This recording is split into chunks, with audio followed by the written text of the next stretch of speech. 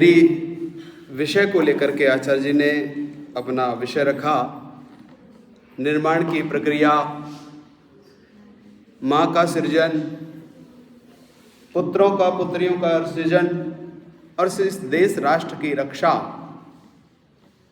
और माँ अपने अस्तित्व को जाने। यह भी कह रहे थे, आप भर्तृहरि का एक श्लोक है, भोगान भुक्त्वा वयमेव भुक्त्वा। हम ये सोचते हैं कि इस चीज को मैं खा रहा हूं, मैं आनंद ले रहा हूं, लेकिन अविद्या है इसके पीछे बहुत बड़ी। ये जो भोग है यही हमें भोग रहे हैं।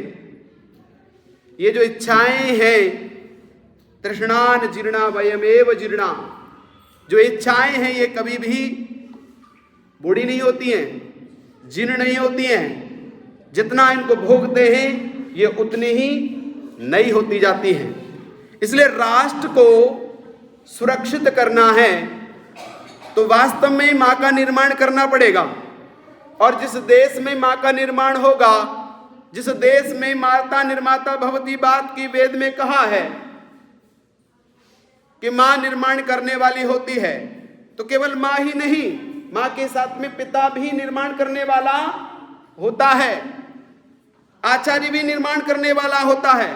लेकिन जहां से बीज अंकुरित होता है, जहां से बीज पौधा बनता है, जहां से बीज अंकुरित होते हुए पौधे को रूप बनाते हुए एक वृक्ष के रूप में खड़ा होता है, वहां कहीं न कहीं अपने पिता की भी भूमिका होती है।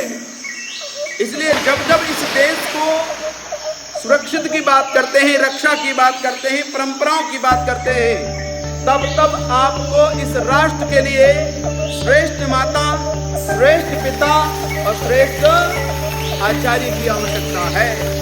जिस देश में जिस श्रेष्ठ माता, श्रेष्ठ देश का पिता होगा, वह देश रक्षित होगा।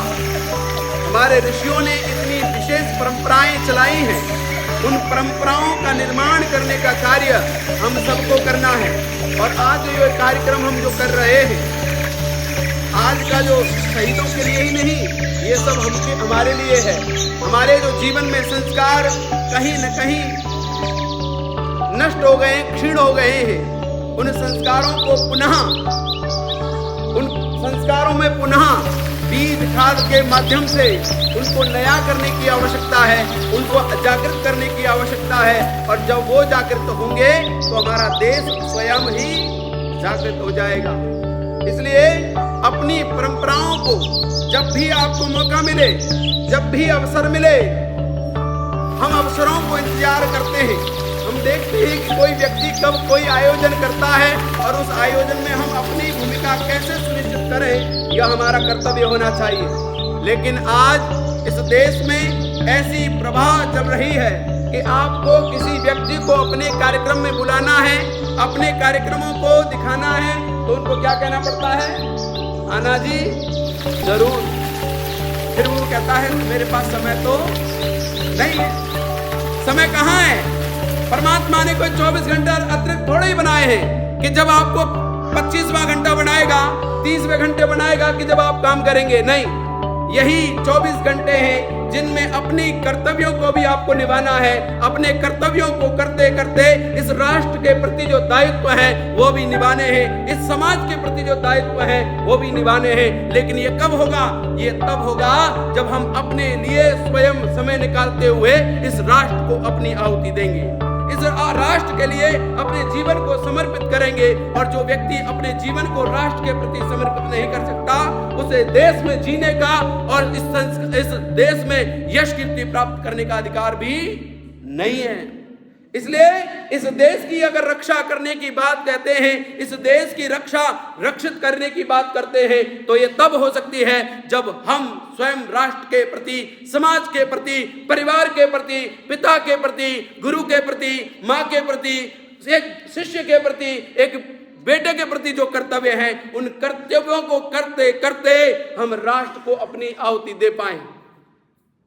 आप सब बच्चों को पैदा करके उन्हें पढ़ा रहे हैं, विदेशों में भेज रहे हैं, लेकिन बात फिर वही आती है कि वास्तव में निर्माण कहां होगा, जहां पर 35 साल 20 साल 18 साल का बच्चा होगा, लेकिन जहां पर सारे के सारे जब जब आपको भक्ति की बात करते हैं, जब जब आप अध्यात्म की बात करते हैं, जब जब आप राष्ट्र की बात करते हैं, तो किस वर्ग के आयु के लोग होते हैं? आप कल्पना करके देखिए, राष्ट्र सुरक्षित हो सकता है क्या? नहीं। जिस आने वाली पीढ़ी के लिए आप बात कर रहे हैं, जो अंकुरित पौधा है, उस पौधे को आप एक वृक्ष बनाना चाहते हैं, एक वट वृक्ष बनाना चाहते हैं, जो दूसरों को छाया दे, दूसरों को ऑक्सीजन दे, दूसरों को आश्रित करे, दूसरों की गर्मियों को शांत करे। अगर वो बनाना है तो आपको उन बच्चों को, पौधों को यहां पर लाने की आवश्यकता है। वो नहीं, तुम्हारी आवश्यकता नहीं है। बेटा तुम पढ़ो, तुम इंजीनियर बनो, तुम बीटेक करो, एमटेक करो, बीएससी करो, एमसीए करो, क्या करेंगे? लेकिन वही बच्चे जब यहां से दूसरे देश में चले जाते हैं और आप फोन करके कहते हैं कि आप बेटा मेरी तबीयत खराब है, वो क्या कहता है? मैं पैसे भेज देता हूं। क्या दुनिया में सब कुछ पैसा है? नहीं। क्या दुनिया में सब कुछ यही है? नहीं चलेगा।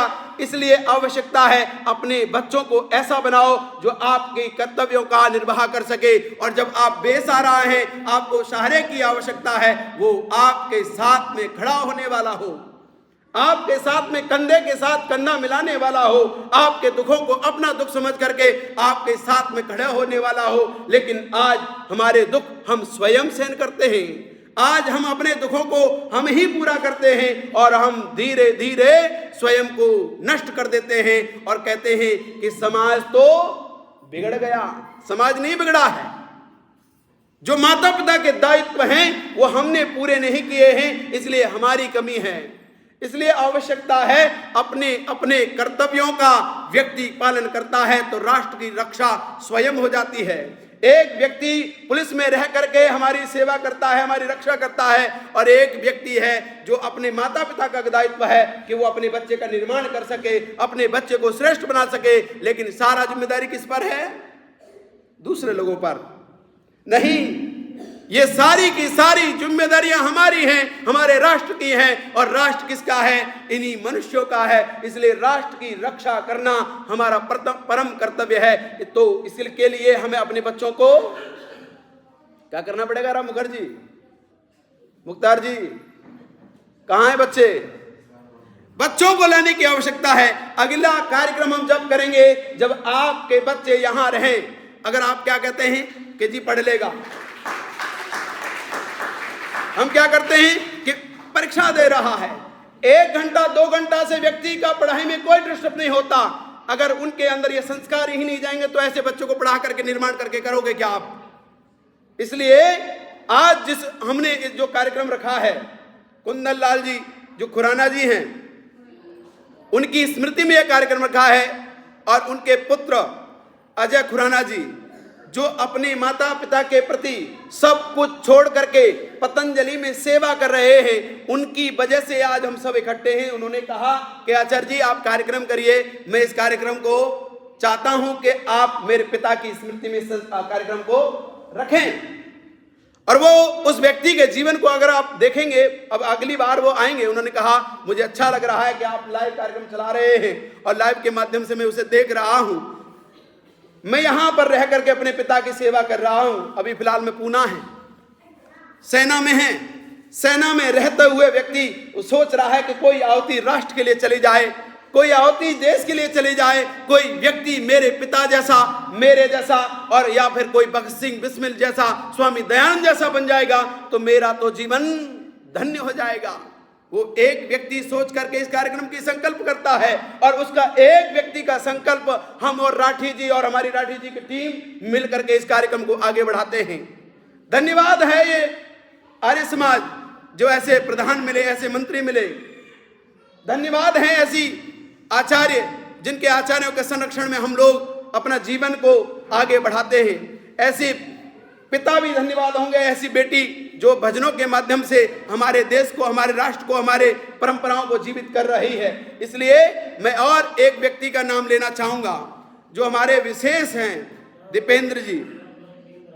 दीपेंद्र जी का जीवन आपको लगता होगा कि अफसर हैं, लेकिन जितना ये ऊंचे हैं उतने ही गहरे हैं। इतने सरल इनका व्यक्तित्व है। इनके पास जब बैठेंगे, जब मैं 3-4 घंटे इनके पास बैठा तो ऐसा लगा कि कोई व्यक्ति पुलिस में नहीं है, कोई व्यक्ति, कोई देवता उतर करके इस हमारी पीएससी में आ गया है, हरिद्वार में आ गया है। और कहाँ से आए हैं ये मथुरा के रहने वाले हैं।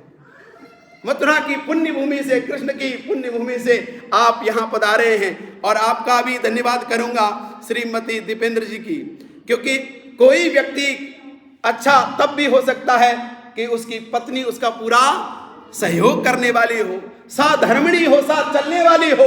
तो ऐसे व्यक्तित्व को भी हम नमन करते हैं और एक फोन करते हैं और वो हमारे बीच में सहर्ष स्वीकार अपने आप को करते हैं। आप यहाँ आए, आपका बहुत बहुत धन्यवाद है। इनके लिए मैं चाहता हूँ एक बार जोरदार तालियां बजाएं और चाहते हैं कि अगली बार जब भी हमें मौका मिलेगा हम आपको बुलाएंगे और बड़े पद पर आप फिर और ऊंचे पदों पर आप पहुंचेंगे तो और हमें खुशी होगी। हमारी शान आप हैं, इसलिए आपका बहुत बहुत धन्यवाद। और मैं सबका धन्यवाद करने के लिए अपने राठी जी को से निवेदन करूंगा कि आप आकर के सबका, अच्छा हाँ बिल्कुल बिल्कुल, आदरणीय दीपेंद्र जी।